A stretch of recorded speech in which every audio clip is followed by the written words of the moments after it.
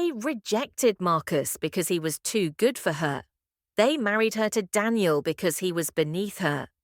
But what they didn't know was that the grease-stained mechanic they chose to humiliate their adopted daughter with was the same man every powerful family in Lagos was desperately trying to meet. Sometimes, the punishment you design for someone becomes the very door to their greatest blessing. And the people you look down on are the ones looking down on you from heights you'll never reach. This is the story of Viva, the girl they tried to bury, and the man who let them dig their own grave. Fair African Tales. Subscribe and turn on the bell for new stories.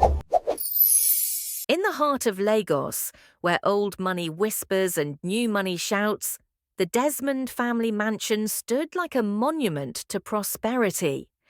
3 stories of pristine white walls, manicured gardens that could swallow a village whole, and gates that separated the worthy from the wanting. Inside these walls lived Viva, the adopted daughter who had learned to make herself small in spaces that were supposed to be hers. She was 24 years old, beautiful in that quiet way that makes people look twice, with eyes that carried stories she never dared to tell.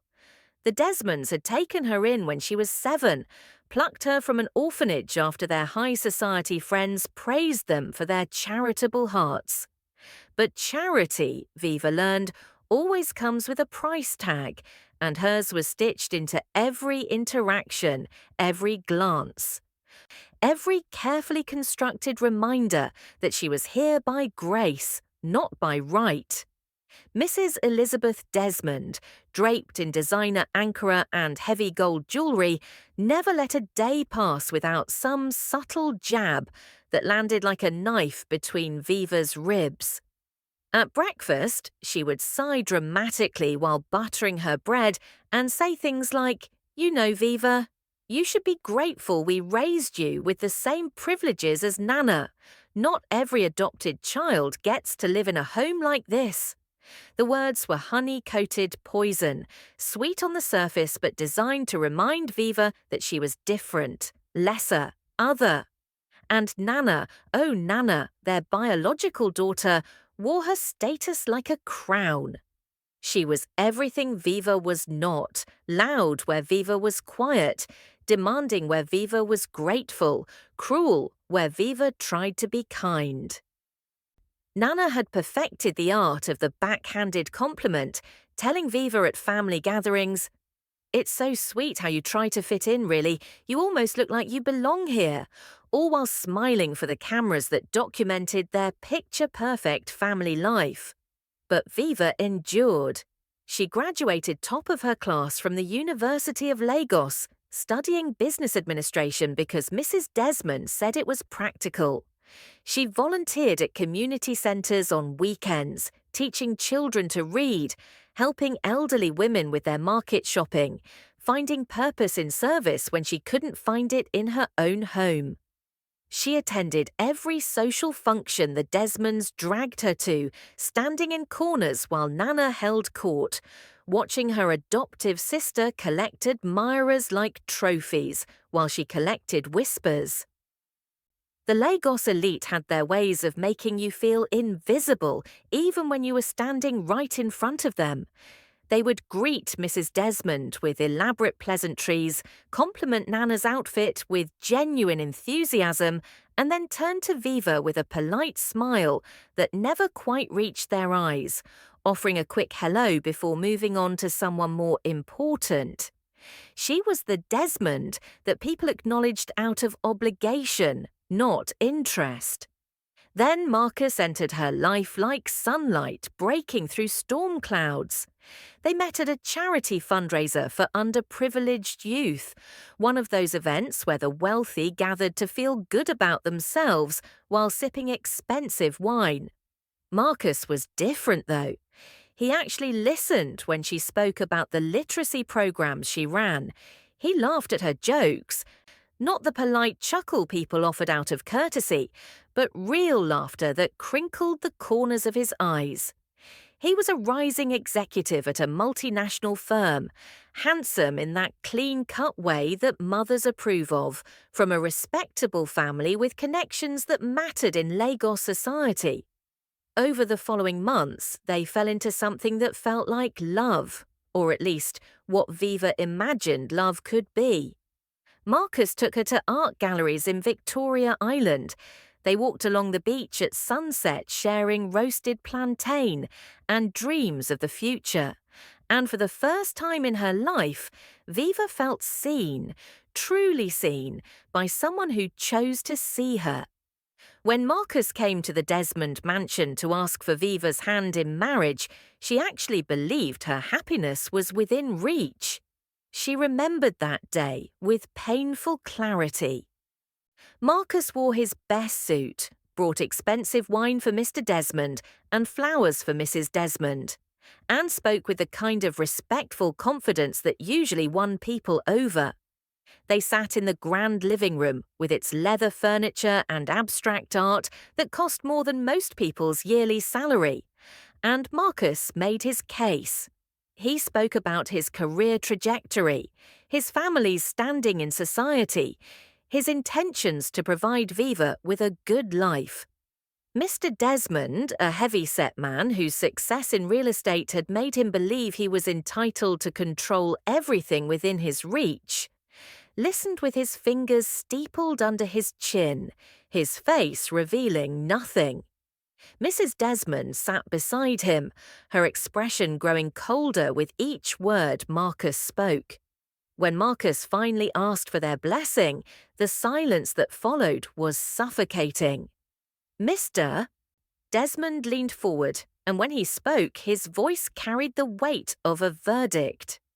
"Young man," he said, "we appreciate your interest in our family, but I'm afraid the answer is no."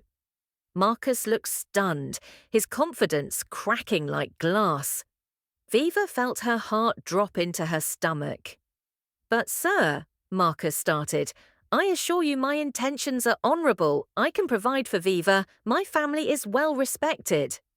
Mrs. Desmond cut him off with a laugh that had no humour in it. "That's precisely the problem," she said, standing up and smoothing her wrapper with deliberate slowness. "You see, Marcus, Viva is adopted. She's not our blood daughter. And while we love her dearly, of course, there are certain realities we must face. We cannot allow her to marry into a family like yours. It would create complications, expectations, social situations that frankly wouldn't be appropriate.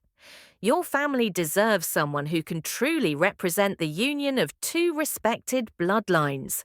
And Viva, well, Viva is not that person."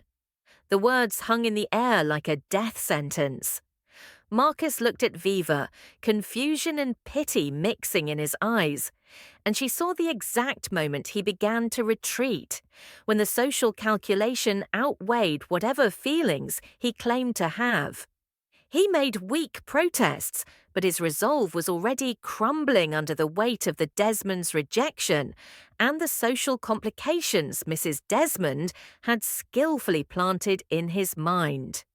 Within 20 minutes, he was making excuses and heading for the door, and Viva watched the future she had dared to imagine disappear down the marble driveway. She turned to her adoptive parents, tears streaming down her face, and asked the question that burned in her chest. "Why? Why would you do this to me?" Mr. Desmond's expression didn't soften. "Because Viva," he said, "you need to understand your place in this family and in this world. You are here because of our generosity, and we decide what is appropriate for you." The cruelty didn't end there, though. 2 weeks later, Mrs. Desmond announced at dinner that they had found someone suitable for Viva to marry. Nana smirked into her jollof rice while their mother explained that they had arranged for Viva to wed a local mechanic named Daniel Okafor. "A mechanic," she said the word like it tasted bitter, "who runs a small workshop in Surulere." Viva felt the room tilt. "You're joking," she whispered, But the triumphant gleam in Mrs. Desmond's eyes told her this was very real, very deliberate.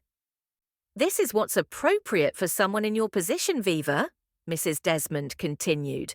"Mr. Okafor is a decent man, hard-working, and most importantly, he knows not to have unrealistic expectations. You'll marry him in 3 weeks. We've already made the arrangements." Nana couldn't contain her glee. "Oh, Viva," she cooed with full sympathy. "I'm sure you'll be very happy changing oil filters and living in whatever little room he has above his workshop. It's really quite fitting, don't you think?" The next 3 weeks passed in a nightmarish blur. The Desmonds made sure everyone in their social circle knew about Viva's upcoming marriage, and they did it with such calculated precision that it was clear this was about humiliation, not tradition. At a garden party hosted by one of Mrs. Desmond's friends, Viva overheard her adoptive mother telling a group of women, "Yes, we found someone perfect for Viva, a mechanic, very grounded, very humble. We thought it was important she marry someone from a more realistic background, you understand, given her circumstances." The women nodded knowingly, their eyes sliding to Viva with a mixture of pity and satisfaction.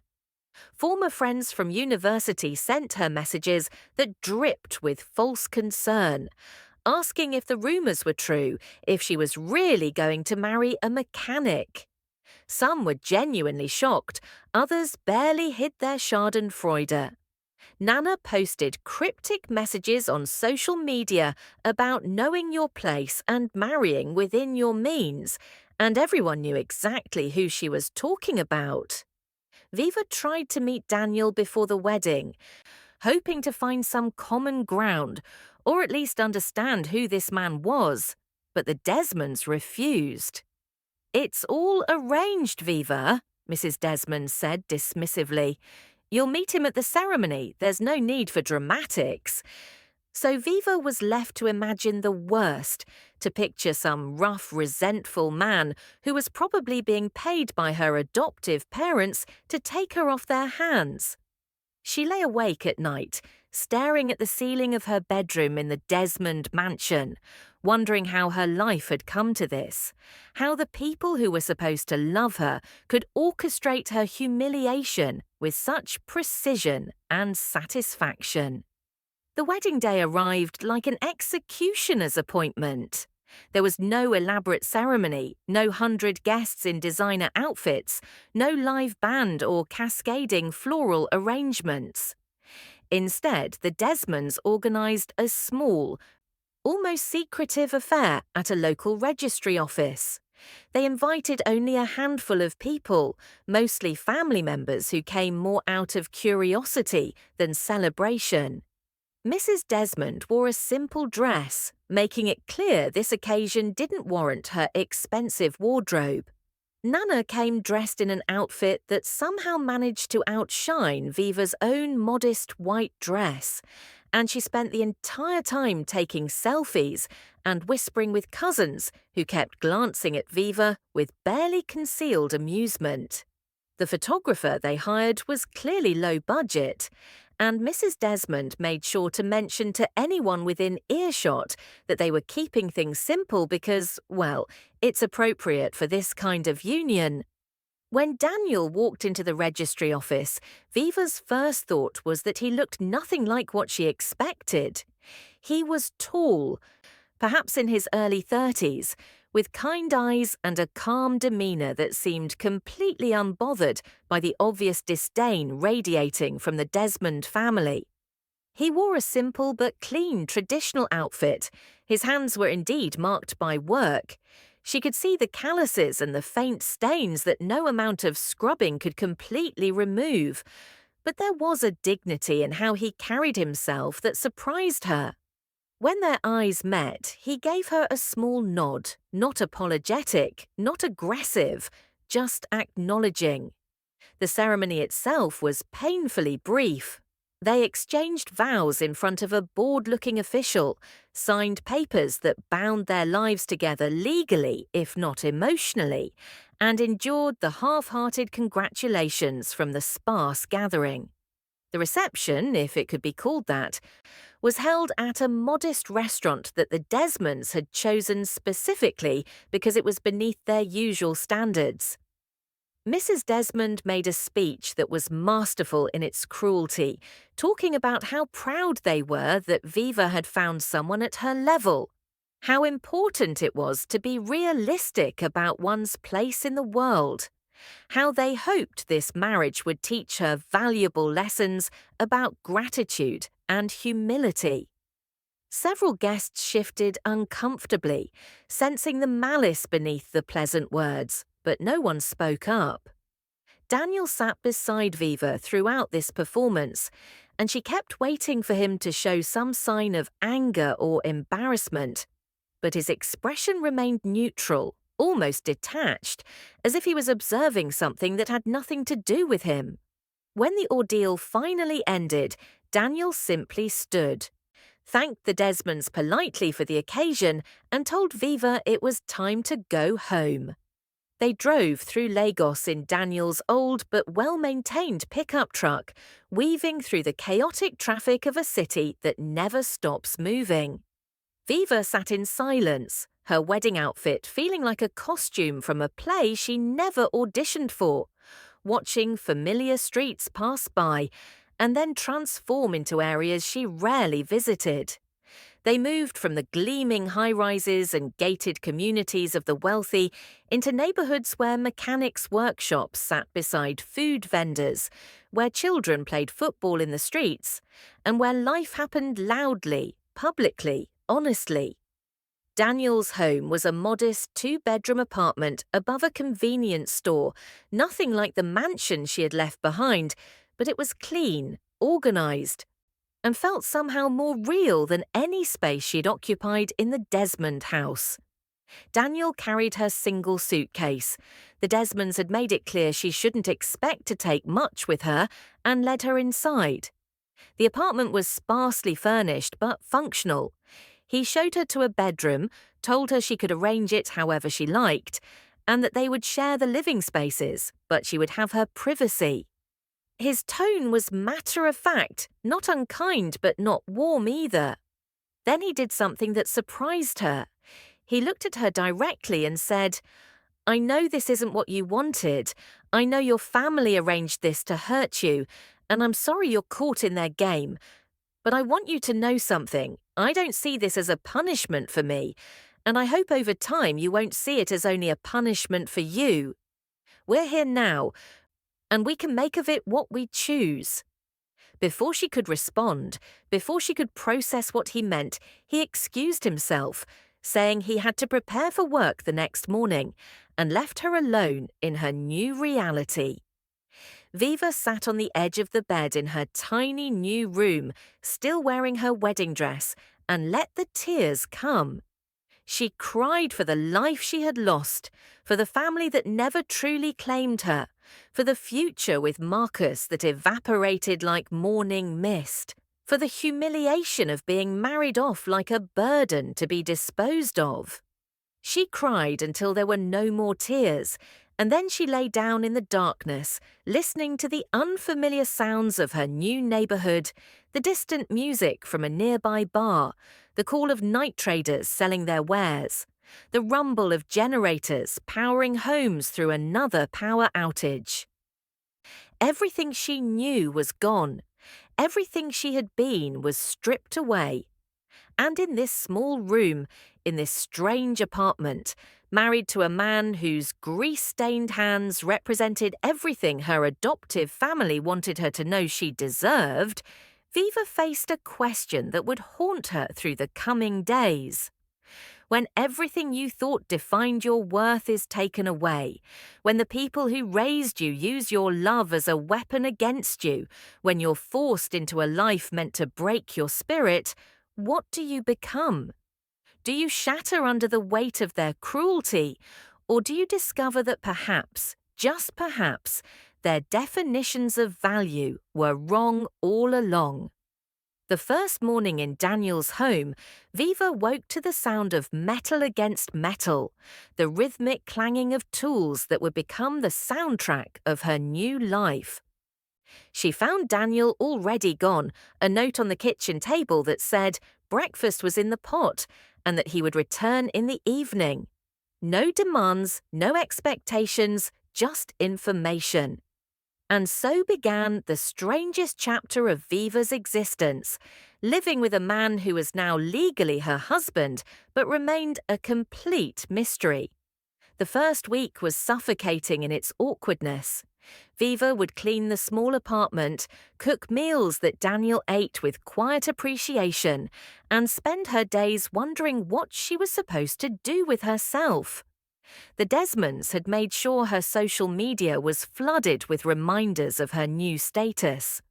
Nana posted pictures from exclusive events with captions like, "So blessed to be surrounded by excellence," and every single post felt like a targeted missile.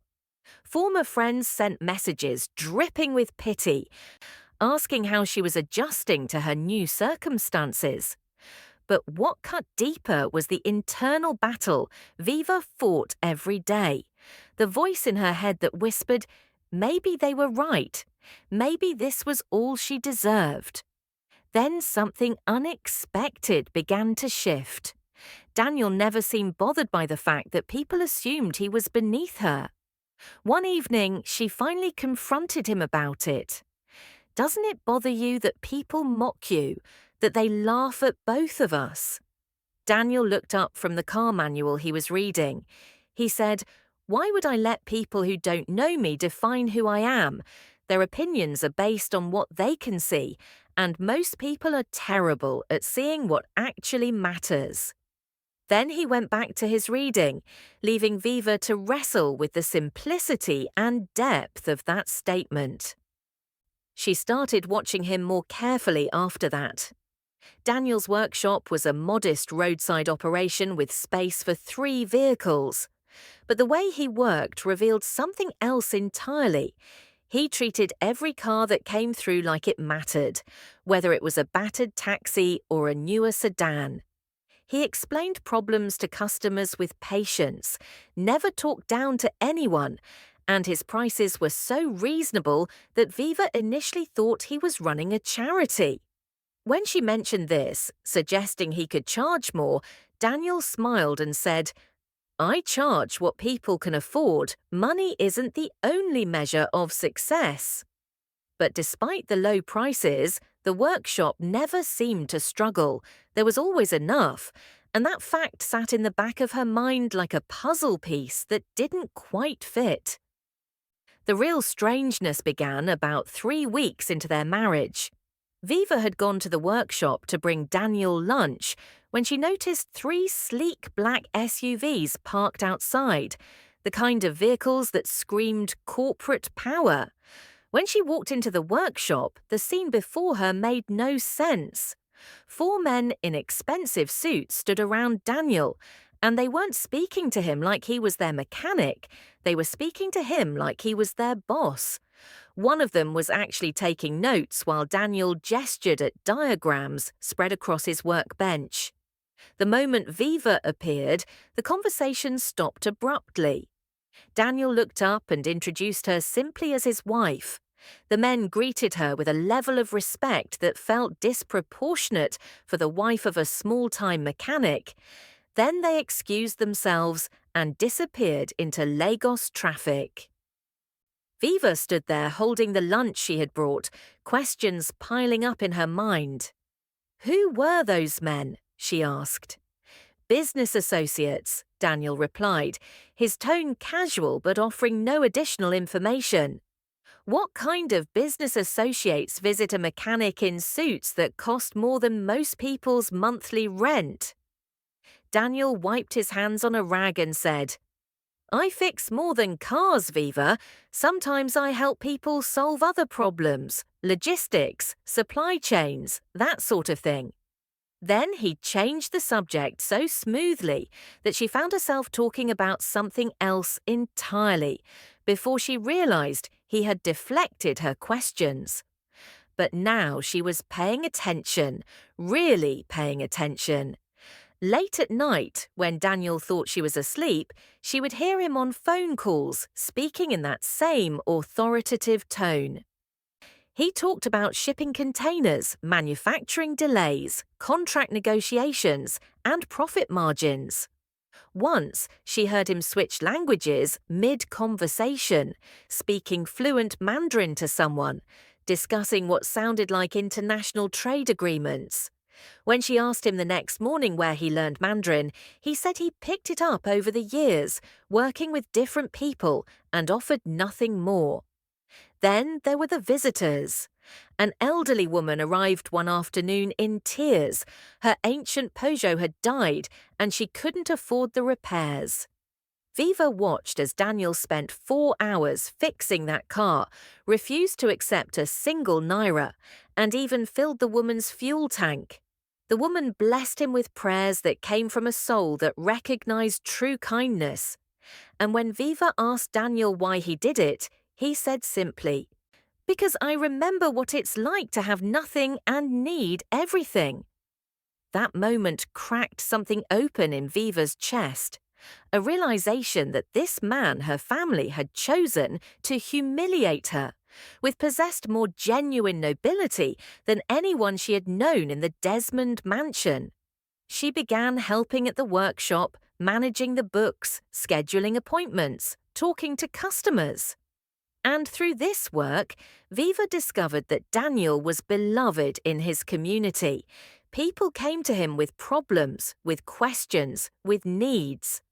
A young man asked for advice on starting a small business, and Daniel spent an entire evening helping him, making phone calls to suppliers, opening doors.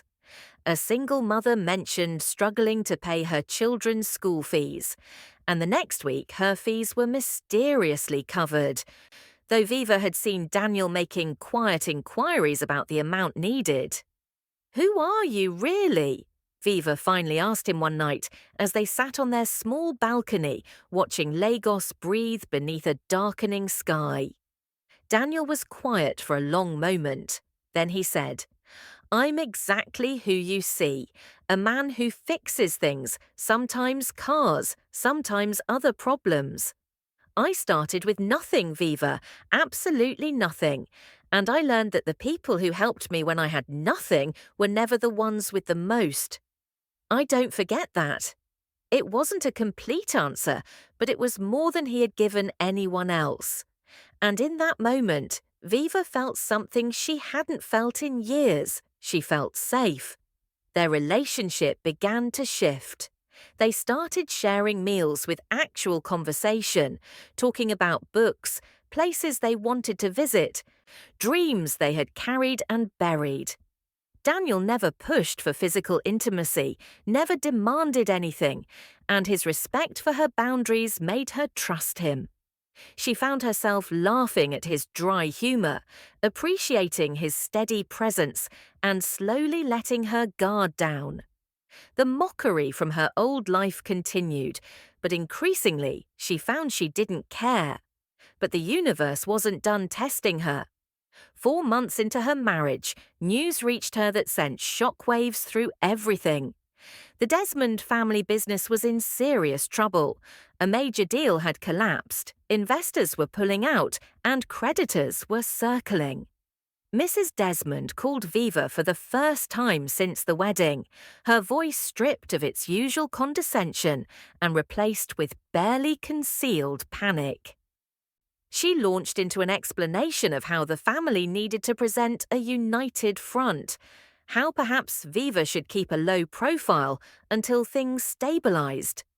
The audacity was breathtaking. Viva hung up on her adoptive mother for the first time in her life.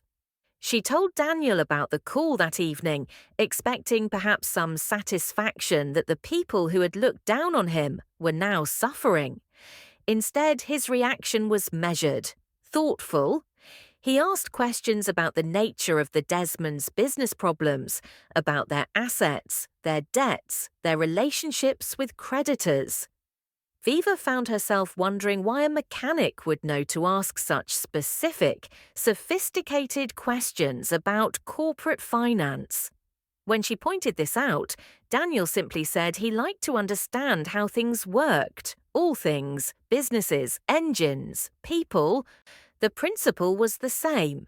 What Viva didn't know was that in boardrooms across Lagos, the Desmond name was being mentioned in increasingly desperate conversations, and another name kept surfacing as their possible salvation. The Desmonds were scrambling, calling in every favour, searching for an investor powerful enough to save their sinking ship.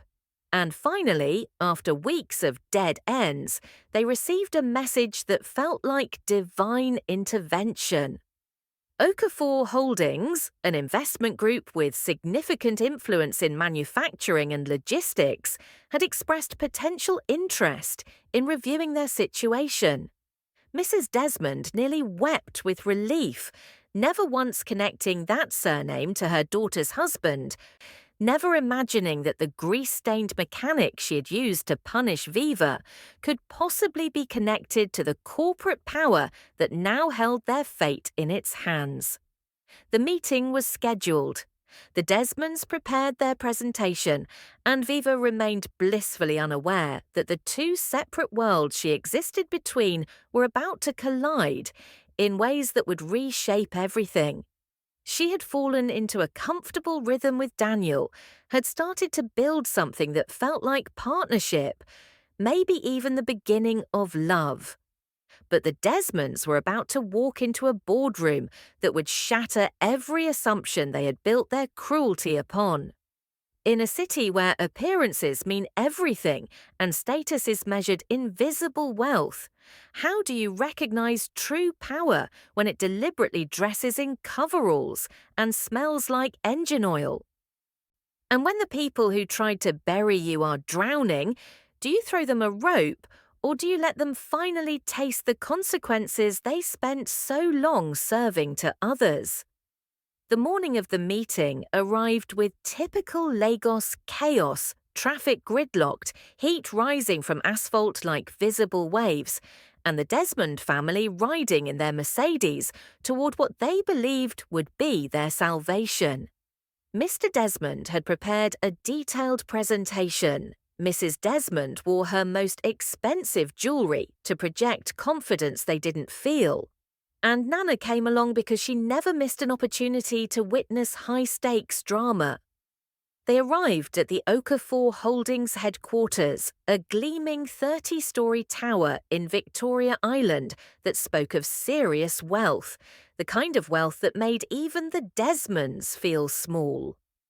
As they rode the elevator to the top floor, Mrs. Desmond kept saying they needed to be humble, gracious, willing to accept whatever terms were offered because they had no other options left.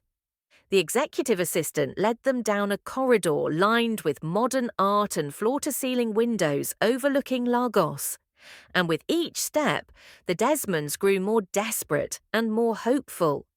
They were shown into a massive boardroom with a table that could seat 20 people, and at the head of that table, reviewing documents with 4 executives flanking him, sat Daniel. Not Daniel the mechanic in his usual work clothes, but Daniel in a perfectly tailored suit that probably cost more than the Desmonds had spent on Viva's entire wedding, looking every inch the corporate titan he actually was.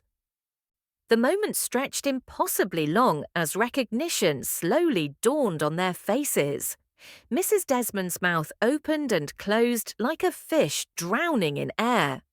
Mr. Desmond went pale, his carefully prepared confidence crumbling into dust. Nana actually gasped, her phone slipping from her hand and clattering onto the polished floor. Daniel looked up from his documents with the same calm expression he wore when fixing carburetors, acknowledged them with a slight nod, and said in a tone that was perfectly professional and utterly devastating, "Mr. and Mrs. Desmond, Nana, please have a seat. Thank you for coming." He gestured to the chairs across from him, as if this was just another business meeting, as if the entire foundation of their reality hadn't just shattered. They sat because what else could they do? Their legs no longer seemed capable of supporting them. One of the executives, a sharp woman in her 50s, began the meeting by outlining what Okafor Holdings had learned about the Desmond family business, their assets, their liabilities, their mistakes, and their desperate need for capital. She presented it all clinically, numbers on a screen that represented the Desmonds' entire world, reduced to data points and risk assessments. When she finished, Daniel leaned back in his chair and addressed them directly. The room was so quiet that the hum of the air conditioning sounded loud. "So," he said, "let's talk about your situation. You're underwater by approximately 40 million naira. Your primary creditors are losing patience, and you have about 6 weeks before forced liquidation begins. You need an investor willing to inject significant capital and provide operational guidance to turn things around. Is that an accurate summary?" Mr. Desmond could only nod, his voice having abandoned him completely.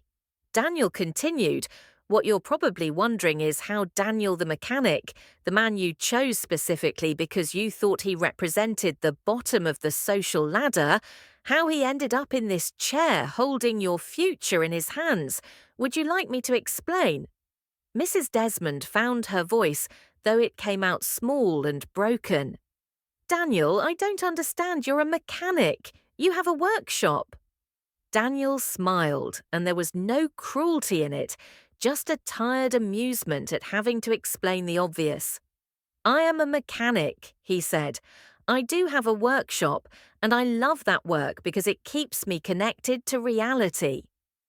But I'm also the founder and CEO of Okafor Holdings. We manufacture automotive parts, manage supply chains across West Africa, and invest in emerging markets. I started as an actual mechanic 20 years ago, built my first small factory with money I saved, and grew from there. I kept the workshop because fixing cars with my own hands reminds me where I came from and keeps me away from people who measure worth by appearances rather than substance. And that's exactly the kind of people you are, isn't it?" The question hung in the air like an indictment. Nana, recovering slightly from her shock, tried to salvage something. "But why didn't you say anything? Why did you let us think you were just a mechanic?" Daniel's expression hardened just slightly. "Because, Nana, I wanted to see who my wife really was, not what she pretended to be when she thought I had money. I wanted to know if Viva would treat me with respect when she believed I had nothing to offer except hard work and basic decency. And you know what I discovered? She did. She never once looked down on me, never complained about the modest life, never judged me for my work. She has more character in her smallest gesture than your entire family has demonstrated in a lifetime." The words landed like physical blows, each one stripping away another layer of the Desmonds' carefully constructed superiority. Mr. Desmond finally spoke, his voice hoarse with desperation and something that might have been shame. "Daniel, we made mistakes, we see that now, but please, our business, our family's legacy, everything we've built." Daniel cut him off with a raised hand. "Let me stop you there. Everything you built. You inherited a successful company from your father and ran it into the ground through arrogance and poor decisions. Your legacy is cruelty masked as propriety, using adoption as a weapon, and measuring people's worth by their bank statements. So, before we discuss terms, I need to know, are you actually sorry for what you did to Viva, or are you just sorry that your victim turned out to be married to someone who has the power to let you drown?" The silence that followed was crushing. Mrs. Desmond was crying now, her expensive makeup running in dark streaks down her face, and for perhaps the first time in her life, she looked genuinely small. "We're sorry," she whispered. "We're so sorry." Daniel studied them for a long moment, and when he spoke again, his voice was measured, deliberate. "Here are my terms. I will save your company, I'll inject the capital needed, and provide the operational expertise to get you stable again. But in return, you will do 3 things. First, you will issue a public apology to Viva for how you treated her. And it will be genuine and detailed, not some vague statement crafted by lawyers. Second, you will establish a foundation in Viva's name dedicated to supporting adopted children and foster families, funded with 10% of your company's annual profits going forward. Third, you will never, ever speak to or about my wife with anything less than the respect she deserves. Those are non-negotiable terms. Do you accept? What choice did they have? They accepted. Signatures on contracts that bound them to decency they should have shown freely. And as they left that boardroom, they were different people. Not better necessarily, but definitely smaller. Their illusions about superiority shattered against the reality of a man who built an empire from grease-stained hands. Meanwhile, Viva knew none of this. She spent that day at the workshop, managing appointments and chatting with customers who had become friends, living in the peaceful simplicity of a life she had learned to value.